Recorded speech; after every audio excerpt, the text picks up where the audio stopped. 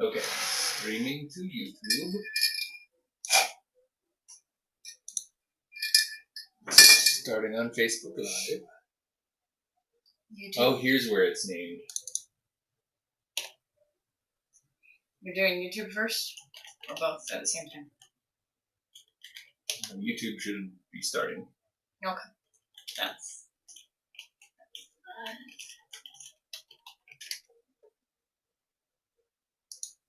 refresh.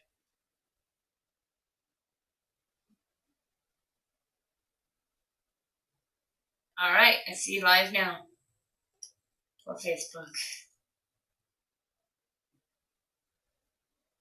Alright. Oh, you know what though? What? I'm not going to have sound until I turn this back on. There is a sound. Oh, well, it's the bad sound then, coming through my monitor.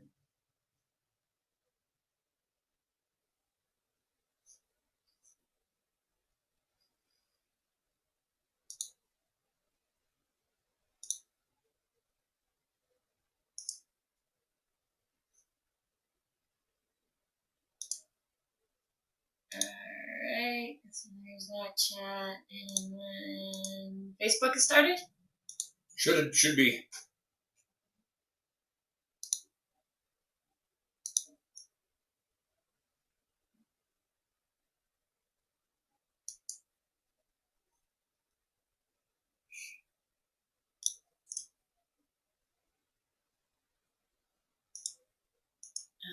There's no problem.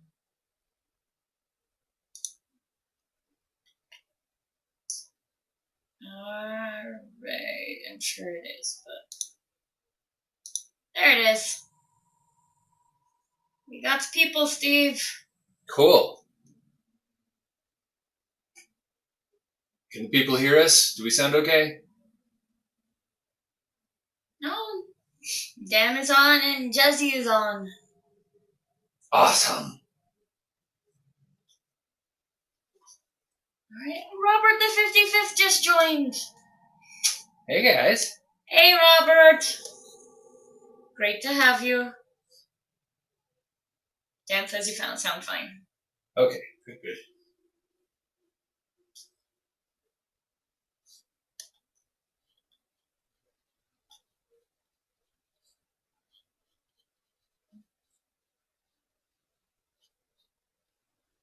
Welcome everyone. Hey everybody. People on YouTube say they can hear us also. Excellent. I'm always paranoid, even though nothing really should have changed half the time. Yeah, when you start to get comfortable is when problems start happening. Yeah. So just to let people know again, we're on YouTube and we are also on Facebook. Streaming in both places on Steve Argyle's page. Welcome. Steve, what are you working on tonight? So we are continuing our series of the Knights Radiant for the Stormlight Archive, which is courtesy of Dragonsteel Entertainment and Brandon Sanderson for letting us stream it. They're going to be doing a Kickstarter for the Way of Kings Leatherbound edition. Mm-hmm. That's what this is for. Mm-hmm.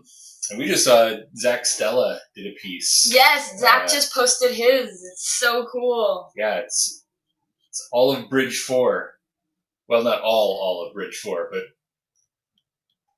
but the key players of Bridge 4, the original Bridge 4.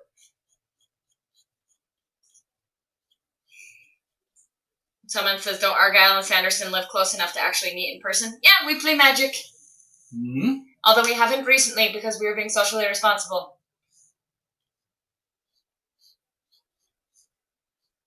Yeah, we were only about not even 10 minutes apart.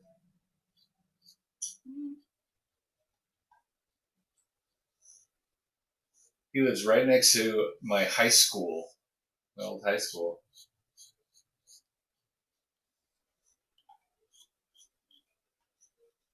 And Robert the 55th says he loves that you're illustrating Stormlight Archive because he just finished it at the beginning of the year. Oh.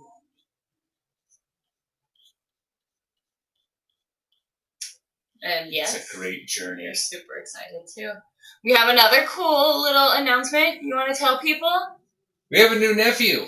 And godchild. And godchild. We're godparents. Again, for the second time. Little Jeff Argyle was born last night at 17. Jeff, his full name, Jeffrey Michael Stephen. After this guy right here. Ha-ha! Argyle. Live on through him. He will carry on the work that I failed to do. Which is a lot.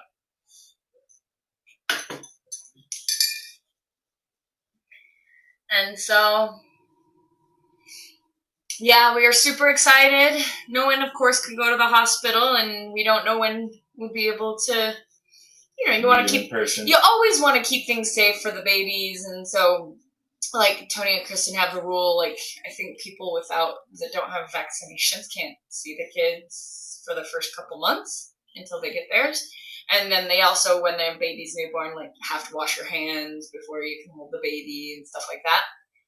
But that's their usual stuff. Now, like, and of course social distancing for the win, especially because Kristen had a C-section, and so her mom is went to go stay with them too. And so their household has expanded quite a lot. So they really need to watch their their influx of new people in their household. Yes. So, I'm not sure when we'll get to see him, but we're so excited for him. So, there's been a lot of photos and such.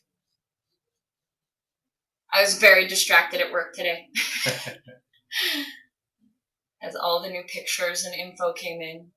He was like, we joked that Marcus was like the paragon of babies. He was like average on everything. Like, but Jeff is too. Jeff, it was 7 pounds 2 ounces and 19 inches long, which is just like the average on everything. Hey, Brian just showed up. Brian Argyle. Hey, Brian. He's a new uncle too. Yeah. And so was Jessie. She was on earlier. She's a new aunt. So we're getting the whole family together.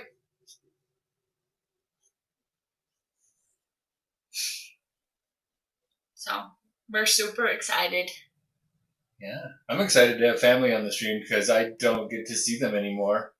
We don't do family dinner because we don't want to get our parents sick. Mm-hmm. So Samantha asks, Steve, how do I get good? Well, it's as simple as a one-word answer, and it's not glamorous, but practice. It's really all there is to it. I mean, there's better ways to do that. But when it comes to art, it's so much about experience, just getting the feel for how to do things, and like I tend to equate art and exercise a lot, right? The way to get good at art is to do it a lot. The way to get in shape is to exercise a lot. And you can't kind of bang it all out at once. Can't do one really good workout one night and expect to be where you want to be fitness-wise. Yeah. It's about consistency. You keep working at stuff, you keep learning stuff. And just like exercise, don't expect to be awesome right off the bat. You'll grow over time. Your brain needs time to process your new insights and figure things out. So yeah, the get good is just practice, and it's Eritril. That's who's asking. Hi, Eritril. It's been a long time. Yeah. Sorry, Eritril. I don't always recognize people's names. Eritril is frustrated because they say they put all their paintings together and none of them are where they want them to be. I'm gonna also tell you that artists do that to themselves. Yeah, the bad news is that never changes. No matter how much better you get, you never feel like, all right, this is where I want to be. This is how I want my painting to look. I think the moment you think you've arrived, you actually start to fail as an artist because you're not striving for anything anymore. You grow stagnant. Yeah. You kind of you learn to live with it because it's not bad.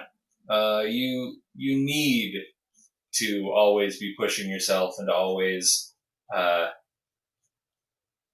if you want to get good, one of the things is you're going to be looking at every single piece and going, how could this be better?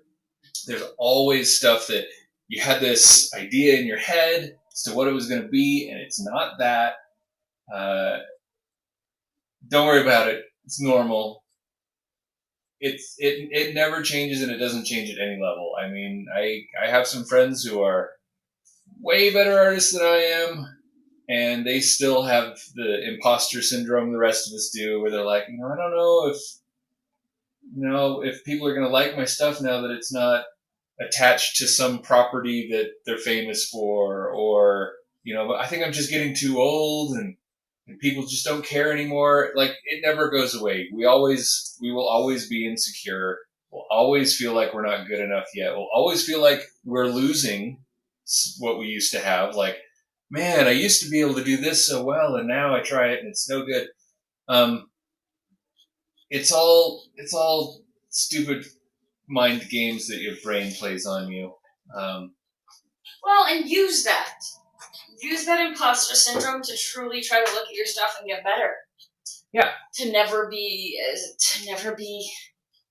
satisfied or complacent. Some of the exercises people will do is they'll go back to an old piece and redo an old piece. I think that's probably a pretty good idea. I haven't done it. I should. He has a lot he wants to. He's told me lots about it. I want to go back, and if I could do this one again, I'd do this and this and this. It's kind of fun. Kat has to endure me having way more ideas than time. He has what we call in the tech world skill and scope creep. It's really bad. I'm not a creep. I'm very nice.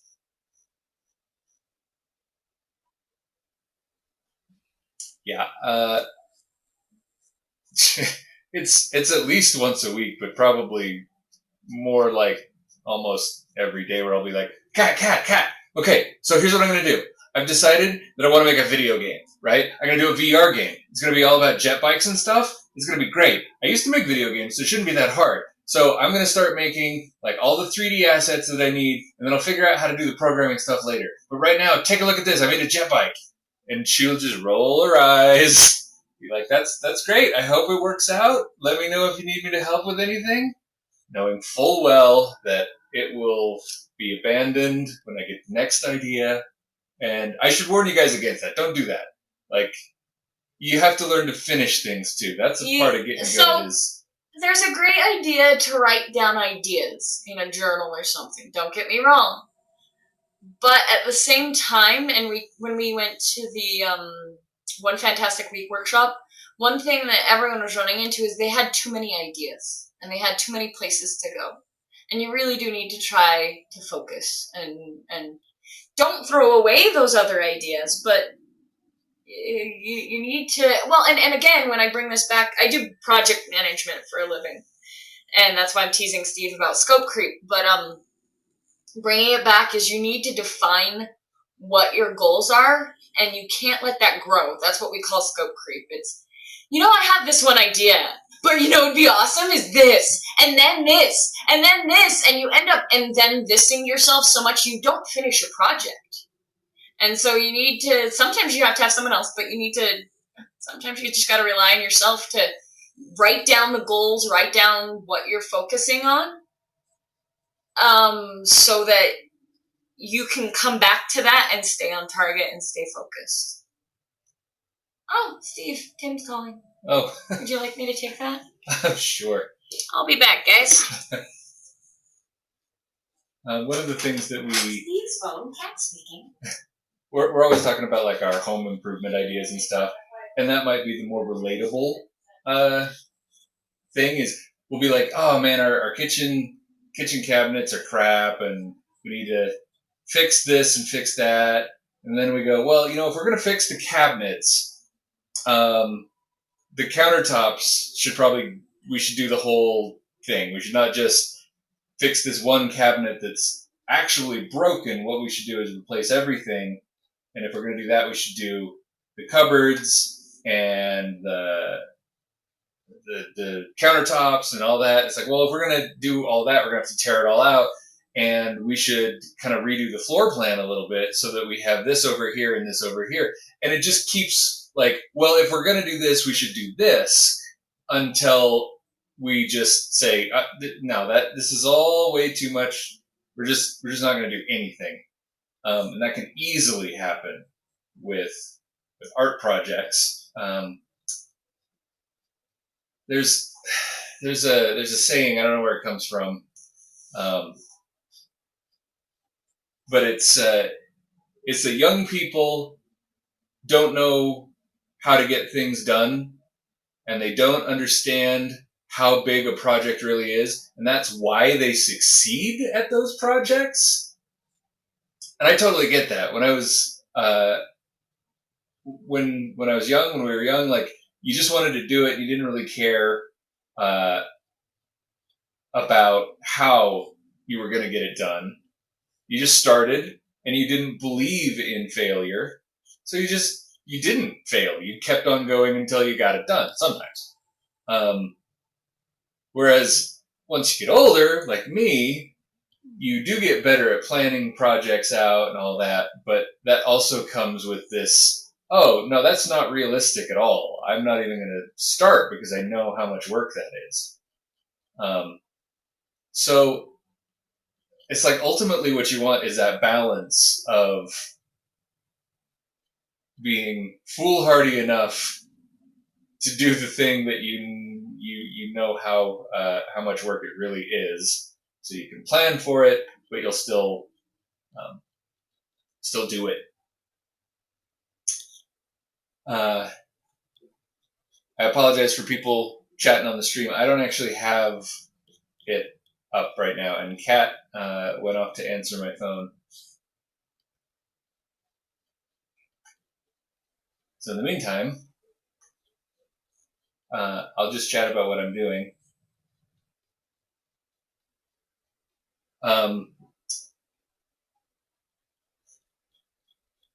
So the else callers are one of my favorites of the Knights Radiant. There's a little online quiz as to what Knights Radiant what order you would be, and it says I would be an else caller. What we're doing with these guys, they can, like, well, maybe I shouldn't describe them because some people, it might be spoilers. But art-wise, what I'm doing is I'm just kind of solidifying these shapes so that they have a plane. They look solid. Like if you look over here where it's still loose, you can kind of tell what it's supposed to be, but it doesn't really feel solid. And as I go with these, I also tend to add little details, like you saw I did the little extra bit here. And just like last time, I'm just using, I actually made a new brush, and I plan on making these as I need them, but making them totally from scratch so that I can share them. Because a lot of my brushes are made from scratch, but I don't remember which ones were from, like, brush packs that I got way back in the day. And so I don't want to give away stuff that somebody else did and is making some of their living from.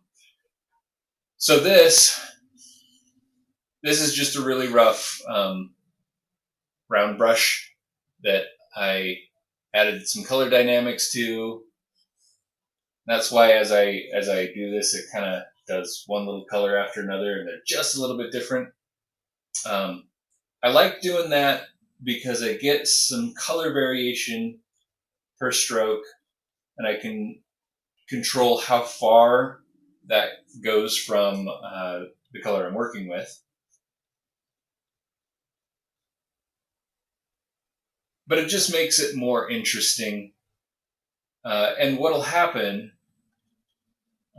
like I'll just show you. I'll finish off a piece. Is another brush is a little blender that I use for everything. And it's really rough. It's a smudge tool. And I just use it to blend things together.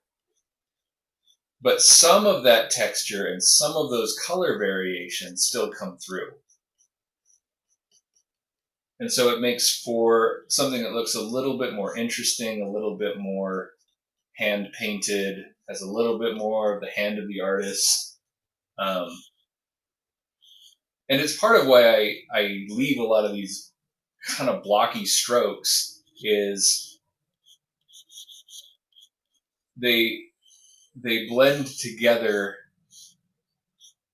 better when, or rather more in a more interesting way when it's big chunky brush strokes, because then it leaves behind just enough of those variations to make it interesting.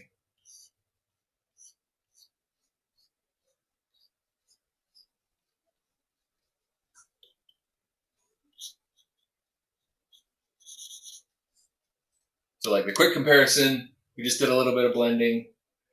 That was the straight brush strokes, which are interesting by themselves. And what I'll do sometimes, depending on how polished I want the final to look, is I'll mix them to where there's still some brush strokes. But for these pieces, I'm intending on having them pretty smooth, pretty detailed, which also does determine a little bit how I do these brush strokes. If I was planning on leaving a lot of them, I would be a lot more concerned with like the directionality. Some of it I just do by habit, like doing things in one direction. It's not that important when I'm going to blend it all out, but I still kind of have the habit of it. And if I were planning on leaving a lot of brush strokes, I would definitely be more careful about where I'm putting brush strokes down.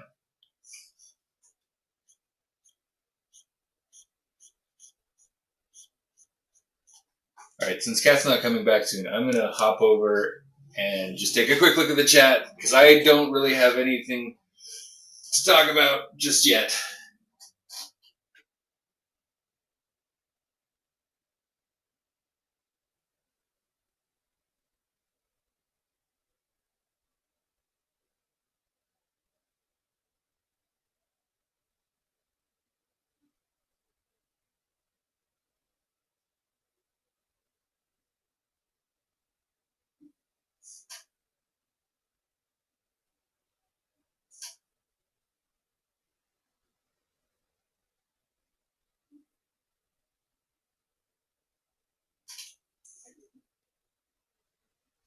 Okay. You guys have been pretty quiet, so I'll just keep doing my thing.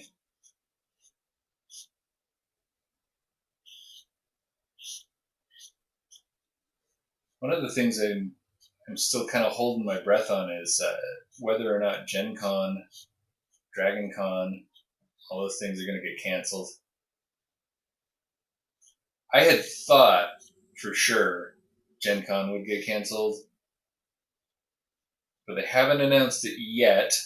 And their last update was about a week ago, where they said we are working to be in compliance with Indianapolis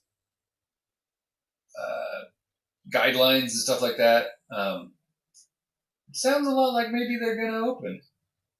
I have mixed feelings about that. I don't know that we're ready for 100,000 person gatherings. And the problem with holding the convention is it kind of puts pressure on people to attend, whether you're an exhibitor or not necessarily an attendee. If you're an attendee, you still might be out a few $100. But as an exhibitor, it's not really something you could say, hey, I don't know if I'm comfortable, and expect to A, get your money back, or B, come back the next year. Because Gen Con is sold out every year. Getting a space there is very difficult. So I do kind of have mixed feelings. I know I'm not going to get sick because I already got sick. And I know I'm probably not going to get other people sick either, but I just don't. Well, for one, we don't know about the immunity just yet, but the other is like, I don't know. Lost my train of thought. Started painting. This happens. This is why Kat comes, so she can talk and I don't have to. So everybody had a good week, aside from being cooped up and stir crazied.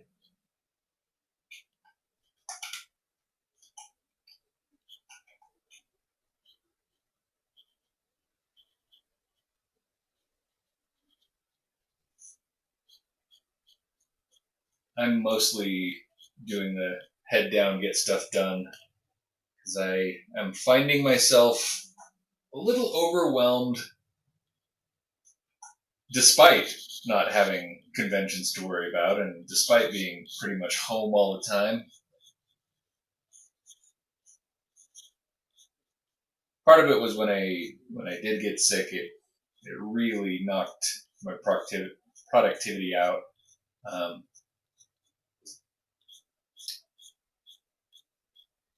And the other is that it's actually been kind of busy for me for emails and website orders and stuff. People are bored, and companies are looking toward what they're going to do next year. And so I'm getting inquiries more often than normal, because companies that normally would be doing all their conventions and all that kind of stuff, they're like, well, we don't want to waste the time, but we can't do what we normally do, so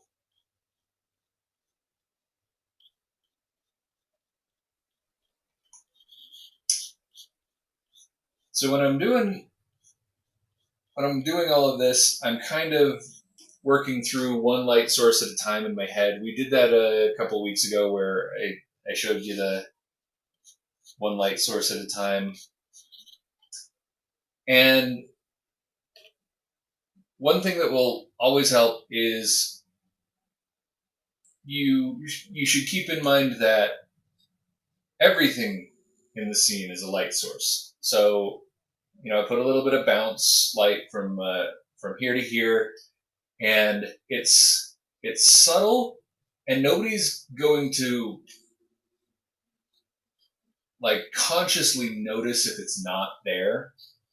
But that's one of the things that as you get more advanced, you start to pick up on, is the difference between what looks fine without problems and stuff that looks really realistic or really stylized or really, really cool. They're very subtle things.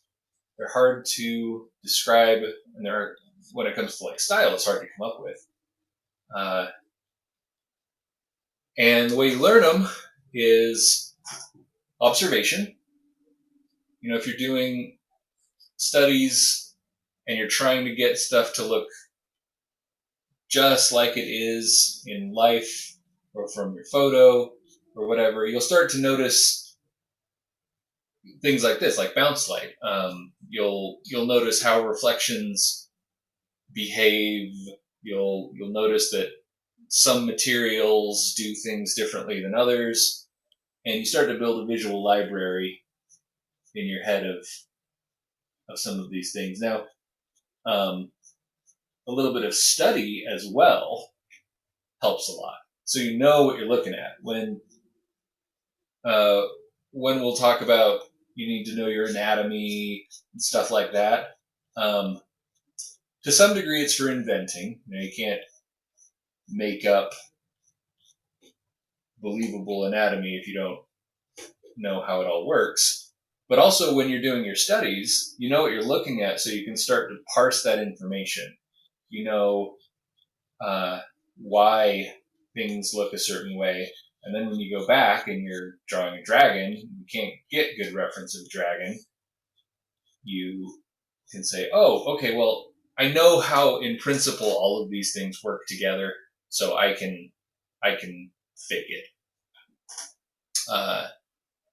For the shard plate here, it's described as being kind of a slate gray metal, so it's not, well, depending on who's wearing it, because some of them will paint and polish and make it super pretty, but in general, it's a somewhat dull metal. It's still metallic, but it's kind of a slate gray. It's not particularly shiny for metal, and so that's what I'm going for with this guy. Is he's kind of a tank. He's not going to have glistening, perfect, shiny armor.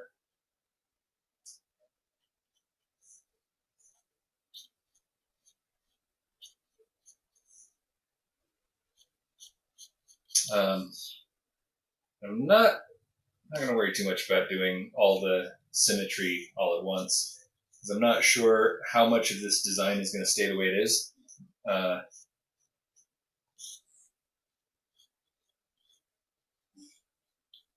As I go, as this stuff starts to tighten up and become more realistic looking, it will start to become apparent what it needs.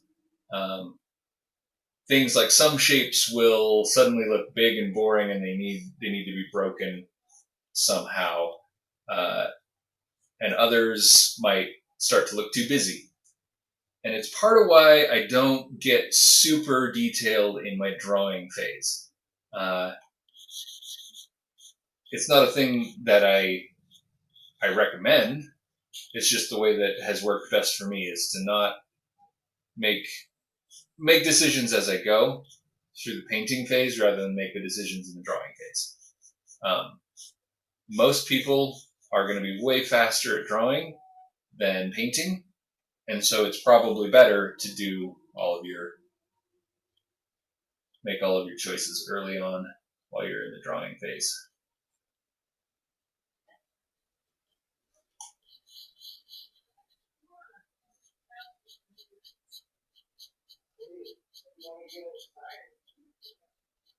Did you guys hear that? I always forget his name and I feel bad. Or I forget how to pronounce his name. Taika Waititi is doing a Star Wars movie. And he's doing Thor: Love and Thunder. So if you guys aren't familiar, he did, and I'm sorry if I got his name wrong. I feel bad. He did Thor: Ragnarok. He did he did one of the episodes of The Mandalorian. He did the infamous one at the end where the stormtroopers are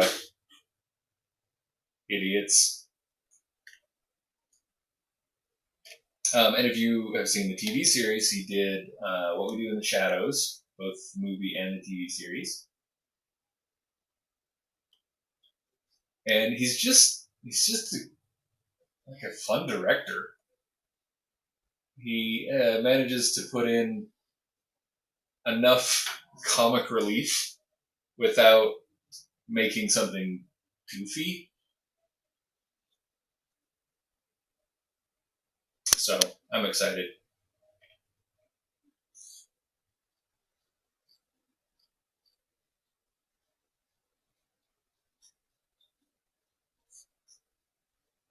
I did want to do a little bit more for Star Wars Day, but yeah, kind of overwhelmed.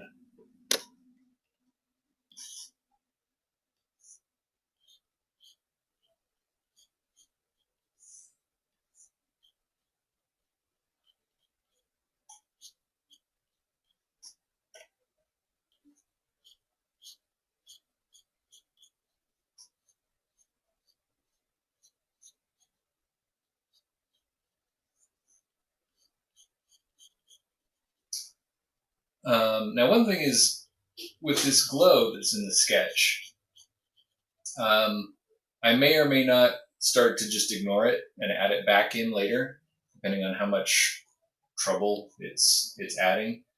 For some of the other pieces I've done for this so far, I just add the glow last. I think for this guy, I might try and keep it in as I go, because I want his to be a little more, a little stronger. What I'm talking about is this glow between the plates where you see the Stormlight is powering in.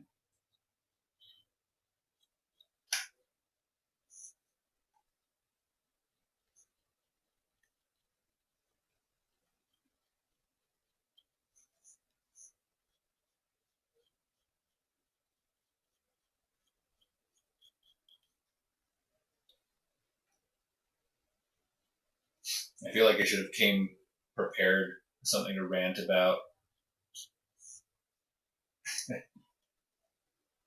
Last week it just kind of worked, right? Like, oh hey, here's a whole crazy history lesson on purple.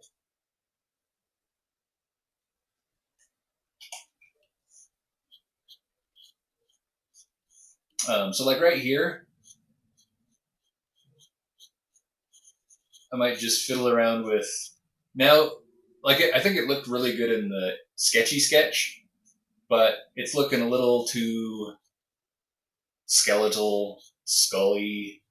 Now that I've got some color on it, and so it's also like white and gray. So one of the nice things about not working too hard on a drawing is if you want to change things, you're not wasting that much work.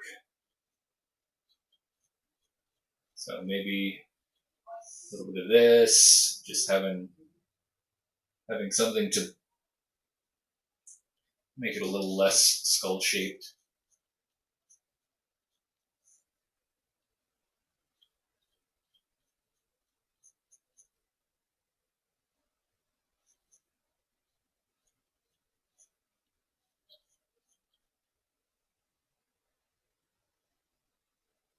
The other thing I've always thought about doing for Sketch and Scotch, but I'm just not sure like how well it would go over, is doing like a drink recipe to go along with the sketching. Because for those of you who were with me when I did Sketch and Scotch before, this is not quite Sketch and Scotch. This is different, but the whole idea started as getting a bunch of friends together, my dining room table, and we just did art. And the way I would bribe my friends is that I'd make drinks. And so it was Sketch and Scotch. And then I started streaming it, and it didn't take too long before it was just me, and I was doing it on my own, and I found that if I made a drink beforehand, that I was even less capable of talking and painting at the same time, and so it just sort of fizzled out. But I always thought that would be kind of a fun thing, is to have a handful of things to go with each show, where here's the drink menu, is what we're going to have. You can make some on your own if you want to do that before you join us.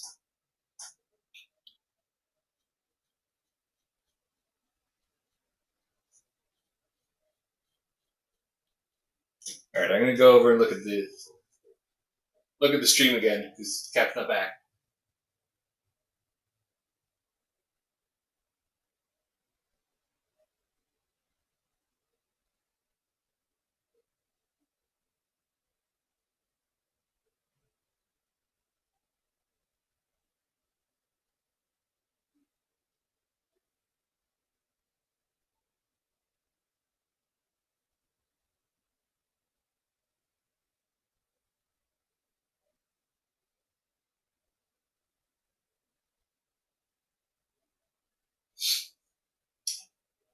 Yeah, Zenaid is saying that they don't know if they want to get on a plane in the next 3 months without having any vaccines. That's the other thing about conventions. It's not just a building with 100,000 people in it, but everybody has to get there. Everybody has to be in the same hotel. Like, it really feels like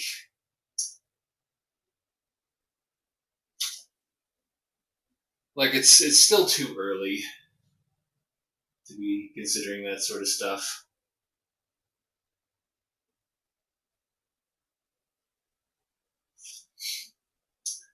Robert says that not going into the lab has made doing research quite difficult. I can imagine. It's not the kind of stuff that you can just do with kitchen implements and stuff kicking around in your garage. Robert is a PhD in. I don't want to get it wrong. You should just type it in the chat. It's fancy biology. He's gonna save the world.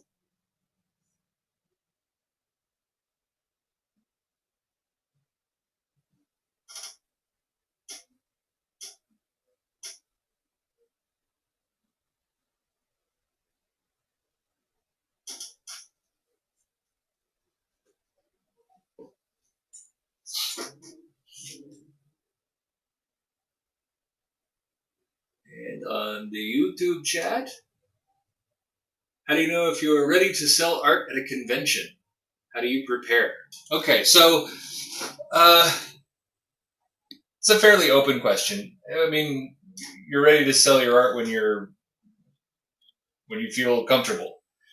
It's not like there's a quality level that you have to have. And I know the first thing you're thinking is, well, right, but who's going to buy it if it's not of a certain quality level? Art. So I've done a lot of conventions, done a lot of art, little more local art shows, artist alleys, stuff like that, and what I've learned from it is the art that speaks to people is not necessarily based on objective things.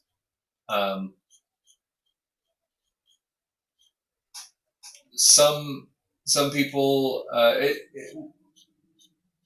if you like what you do, then start selling it is the quick answer to that. Because if you like what you do, somebody else is going to like what you do. Your audience might not be huge, especially right off the bat, especially at smaller, like local conventions and stuff. It's one of the reasons why the internet is great, is you can find all the audience, right? If you have a really specific thing, there's somebody out there who's into the same weird thing that you are. Whereas it might be hard to just run across those people at a local convention. So if, for example, what you really like doing is making sculptures of fish people that look like they're made of candy, right? That's not common. You probably aren't going to see a whole lot of that. But that's going to help you stand out, for one. And it's also somebody else is going to think that's cool. And so while you wouldn't have a very wide audience, you'd also be the only person doing that. Whereas if you say, well, I'm going to do pretty girls with dragons in fanciful forests, then you're going to have a fairly wide audience. That kind of stuff's really popular. But you're also going to have a lot of competition because that stuff's really popular. And that's when it might become more about the way you render things and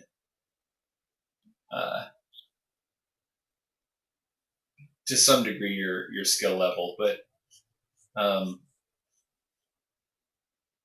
there's also a skill to selling and marketing art. And so I would say get started as soon as you can, even if you're not ready, because there's other lessons to learn And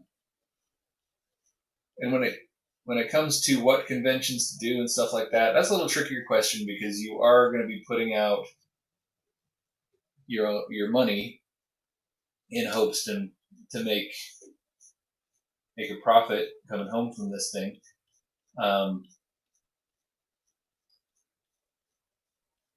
If there are shows that are real specific, those are a better bet. And they don't necessarily need to have a genuine art component. Like, if you are into snakes, you might look for reptile shows and be one of the only artists at this show where everybody loves snakes. As a vendor there, you would stand out. It'd probably be less expensive than going to like San Diego Comic-Con, where everybody's into all the things, but it's huge and it's crowded and it's competitive, and so San Diego Comic-Con is not a great starter convention. When I went, I made a profit every year, but not much, and it was a lot of work. I used to go mostly because I liked the contacts. Like, you'd meet people that you're never going to meet any other way. And companies are represented where it's the people you really want to talk to rather than hey guys, Cat's back. Sorry. Me and Tim were having a delightful discussion. Oh, awesome. It's hard to have a Come, save me from conversation. I've been talking about nothing for the last half hour. I did read the... Screw vaccines, don't give Gates your money. And... What have you been talking about? Going to conventions and not getting on planes and stuff.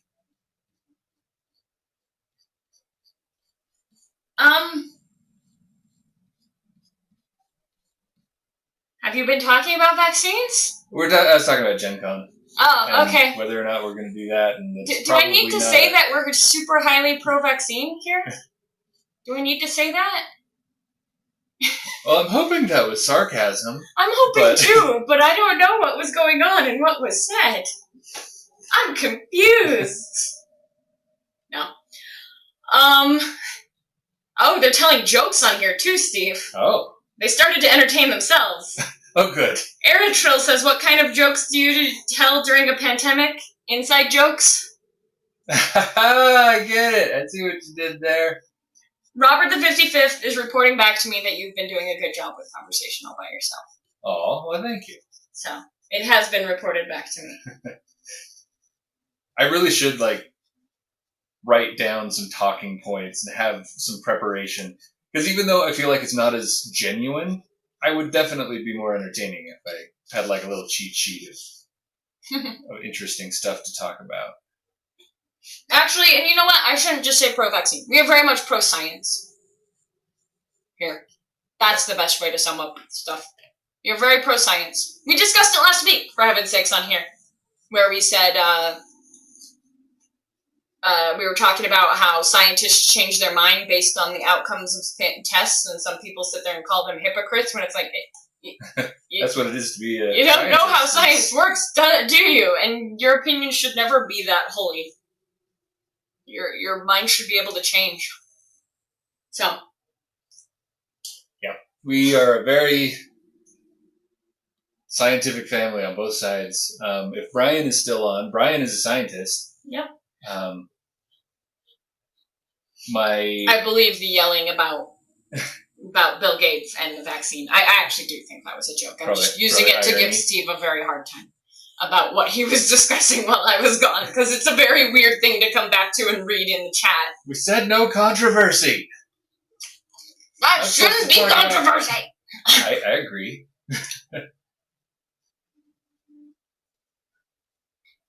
Really, something like a pandemic. Oh, and you're talking about your brother, Brian. Robert the 55th is on the chat, dude. Oh yeah, I mentioned he's going to save the world.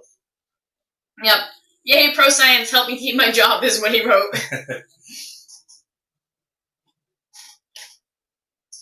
But yeah, like the father of our new nephew that we were just talking about,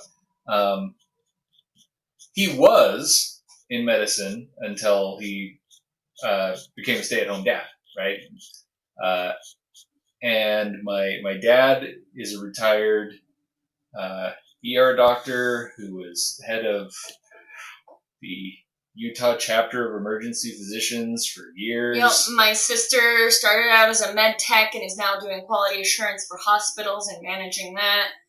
My dad almost had his PhD in animal behavior and was the first person to ever film a live beaver birth. Our brother and sister-in-law who live with us, they're both geneticists. Yep. Like we have, so I kid about this, but it's kind of not a joke that I'm the dumb one in our family.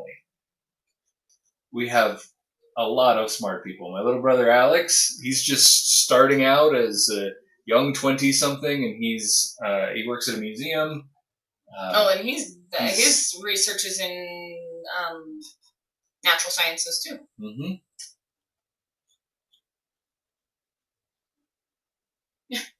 Dan says, I think there should be a kittens filter where something controversial is posted and the words immediately becomes cute little kittens. I would agree, except that the things that people feel are controversial now shouldn't be political. Some of them shouldn't be political and shouldn't be controversial. Well, and knock on wood, we've had good luck in all of our streams, either these ones or way back when, where we're all here for the same reasons. Everybody's nice to each other. Mm-hmm. We've had to ban like one person. We have, but we've had discussions where sometimes someone like might disagree or something, but we try to come through and have overall intelligent conversations as to why people think or feel like that. Or we also try to be a super communicative group in which if someone does speak... Is that word communicatus? Communicative? Okay. Is what I said. I thought you made up a new word. No, that'd be awesome. I'm also eating peanut butter-filled pretzels, so I do have peanut butter all over my face. My mouth. Anyway, but I also feel like we're a group that when someone does step over maybe what would be appropriate, we can kind of speak up quickly, but appropriately. So, yeah.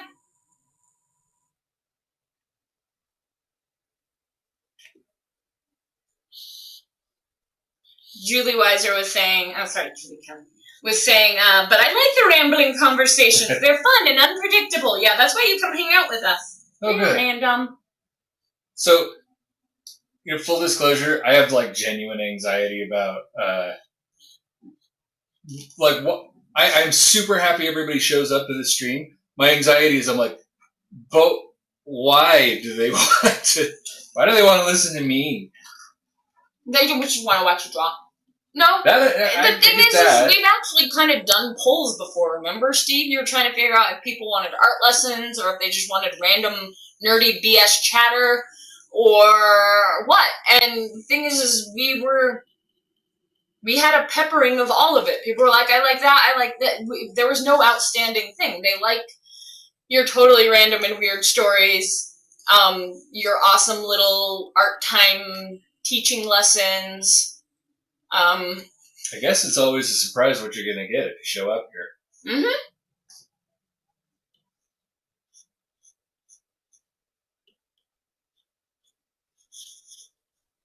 Okay, actual question. Okay, I'm ready. Let's do this. Oh.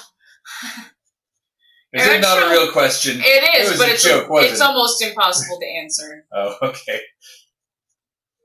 Argyle asks, how do you know if you're ready to sell art at a convention? Oh, How do you prepare?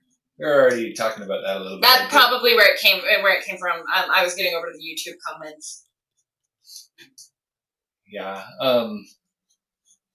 And how do you prepare? That part I didn't quite get to. So, if you're going to a convention, you need to realize that you are competing with all kinds of things. So the first thing is you need signage, right? You need to be able to show people from a distance quickly and easily why they should come over and look at your stuff. Mm-hmm. So you've probably gone to conventions, you've seen people who have like 8.5 by 11 prints in just a giant wall behind them. That's one way. It works, and it works okay for things like artist alleys where everybody has just a tiny bit of space. If you're going to be out in the vendor hall, or if you're in the artist alley and you just want to up your game, it is better, in our experience, I'll put that little disclaimer there. In our experience, it is better to have a big one thing, a great big one of your best pieces, or just a couple of your best pieces. Eye-catching things that people see from far away. Yeah, that people can see pretty much anytime they're in an eye shot of you. And this is backed up by some of our friends who also do conventions, and they've had the same experience. If you guys know Angelarium, Pete Moorbacher, he has taken this to a whole new level. His banner is 10 feet tall and 30 feet wide. Remember when he gave me crap about buying the wrong size banner and blamed me? Yeah. And it was too big? Yeah. Screw Pete. Well, I'll hand it to Pete that he's grumpy when he learns a new thing and he didn't come up with it, but he takes it to heart and runs with it. I mean, sorry, when I say that, what I'm joking about is, so Steve, our travel banner, one of our travel banners is 3 feet wide and 10 feet up, and most people, their little travel banner is 6 feet tall, or 8, but not usually 10. Well, most of the time it's 4 actually is what most people have, and they'll prop it up on their table. And it's tiny. And we come in, as someone once put it, Argyle rolls in and drops his banner and everything stops. Drops his flag, yeah. Is how someone put it once. But, so, Pete was admiring our booth and our banner and asked us where we got it. So I sent him a link to where we got it from. And he clicked on the wrong dimensions and ended up ordering like a 6 foot by 10 foot banner instead of a 3 foot by 10 foot banner, and came over and was super grumpy with me. But now he has a freaking 30 foot banner, and so it's just hilarious to me that... Well, it didn't even take long, because at the end of the show he went, you know what? I think this worked a lot better than what I was going to have ordered. It was a big pain to work around because my space wasn't big enough, but people noticed this thing. Yeah, it made me laugh. So that's one of the ways to prepare, is you need to have a way to get people's attention. There's so much to compete with, and you can't count on them like seeing you in the guide and remembering your name and doing all that. Mm-hmm. So you want something where if they're just wandering around, they go, oh, man, that's cool, and come over and take a look at it. Mm-hmm. The other is the more professional your booth looks, the less worried they're going to get stuck into a sales pitch, right? So if you look like you know what you're doing and you're not going to be desperate for them to buy something, they're not going to be as worried to come over. So having a nicer looking presentation is worth the money. The other is you should have a lot of different price points, right? If people come over, they like your stuff, and they want to buy something, make sure that you have an option that fits what they want. So there's going to be little kids with their parents, and they're going to want something, and so a little sticker or something that's $1. We do tokens, prints at a few different sizes. We do play mats. But don't do too many. Oh yeah, especially for your early shows. Don't get too many. I love how Steve's talking about be simplistic when he has a freaking when we have a inventory of 50 images. Yeah. Do what we say, not what we do. Yeah. No, we also have gotten big enough where we can expand a little. Don't get me wrong. Yeah, and depending on the kind of work you do will determine whether it's going to be better to diversify in media or in subject. So let me clarify. If you have like one image that everyone loves and it's really universal and it's the thing that you sell every time and everybody's always talking about, then you might want to have several price points for just that image and not worry about having a whole huge selection. So you do always want to work for something else and start working towards, so you're not all your eggs in one basket with that one image. Right. But if you have a style that it's mostly about that, most of what makes your stuff interesting is the way you render well-known subjects or whatever, then you might want just one type of thing with a wider selection. Like if you do fan art and you have Game of Thrones stuff and X-Men and Avengers and Star Wars and all the different things, then you might want to only sell 8.5 by 11 prints and just lots of different just variety. Have lots of different types. So that's going to depend on what it is you do. Let's see.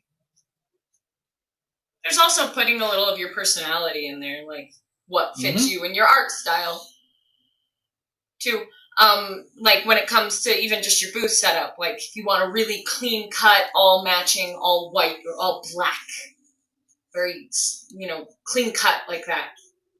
Yeah. Or with Steve, because he's got so much color and saturation, we try to make it very bright.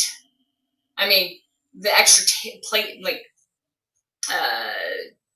tablecloths and stuff, we always try to do black just because we've got so much color going on. But that's what we embrace, is a lot of color and a lot, and then that's kind of how we style our stuff, is a lot to come up and be entertained with. But there are some artists who it works really well for them to have very, very sleek and simplistic and very, very professional looking stuff. And again, that kind of goes to your style too. What's his name? He just does black and white sketches. He's a teacher at the One Fantastic Week too. He does everything in white. Everything is super white. Tim. Oh, Tim Vaughn. This is all white. Which is very, very dramatic. But very cool.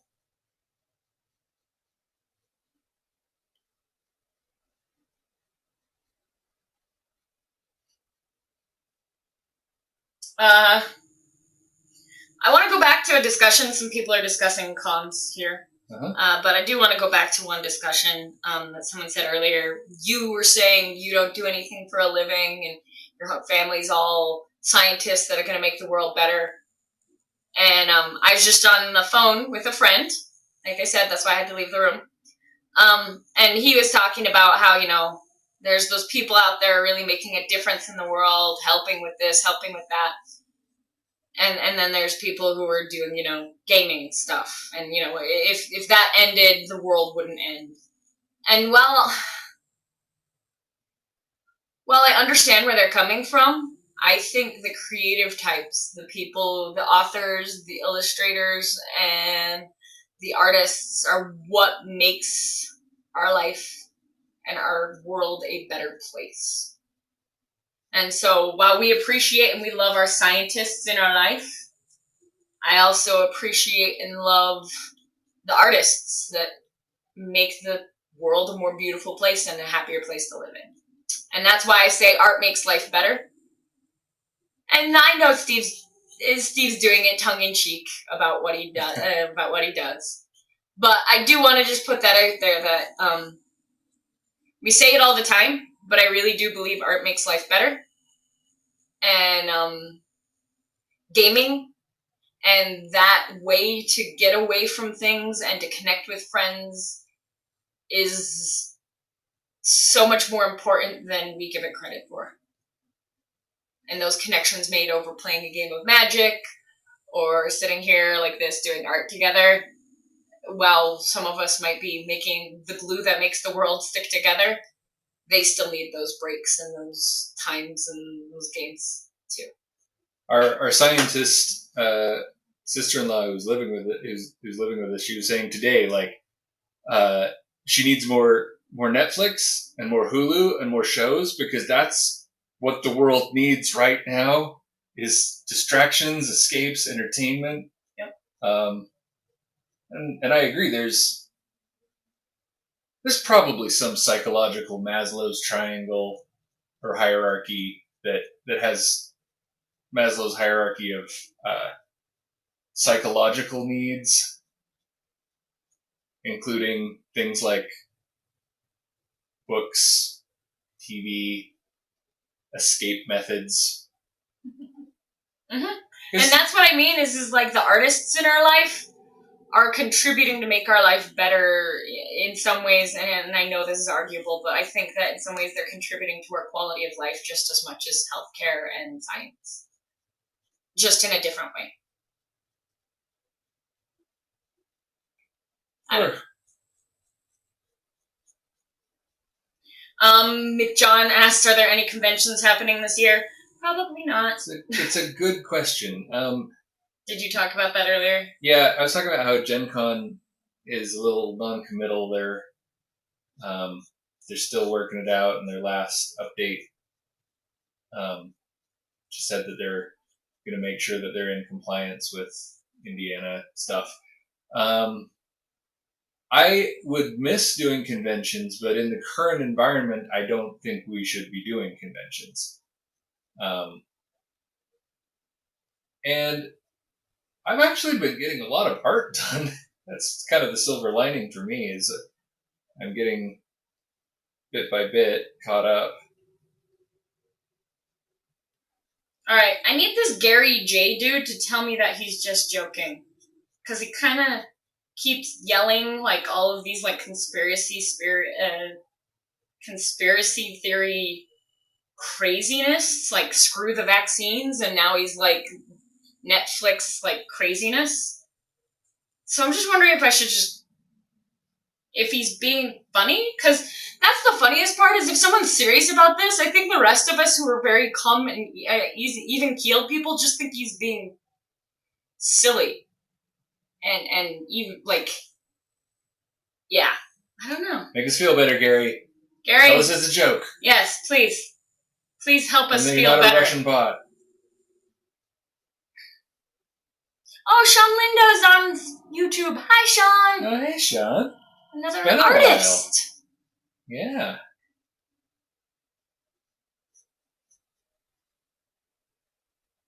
Yeah, I'm wondering if this person's a total troll. Or bot. They're not responding to... Kill your Netflix, buy they live, put the glasses on. Yeah. Yeah. Guess what? They Live? Is it a TV show? Or is it just a typo? Yeah.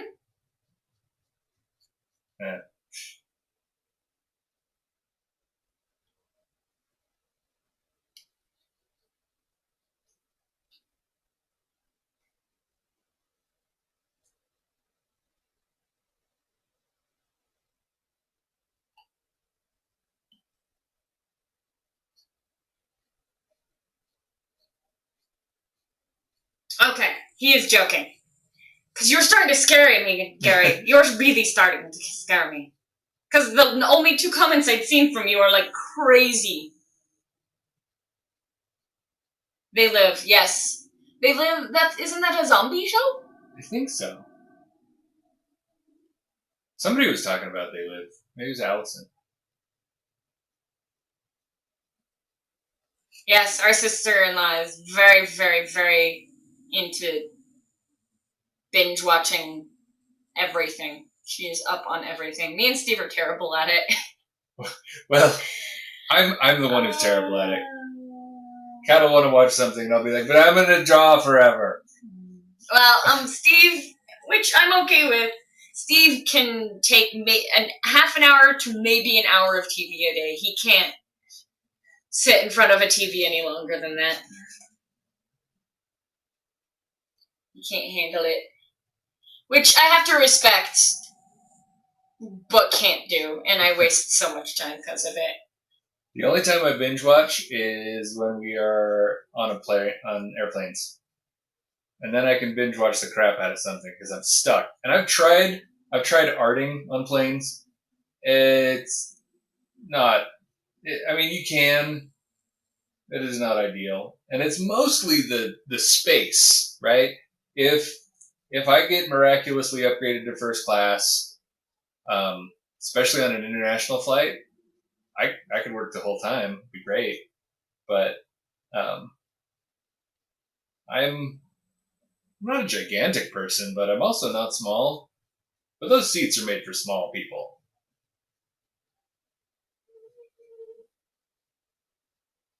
I did once. I thought this was going to be worse than it was. I did a bunch of card alterations on our way to, is that New Zealand? Yeah. So I had all my markers and stuff. I didn't, the really stinky ones I didn't use on the plane, but actually got a fair bit done. Yeah, that's because it was a 48-hour trip. Yeah, we got stuck in Australia on our way to New Zealand. Yeah, McJohn said, I don't think art is essential, which is why it suffers in times of war and whatnot, but I totally agree that it improves lives, especially on a psychological level. Pretty much. Yep. But I think that psychological level is very important. I guess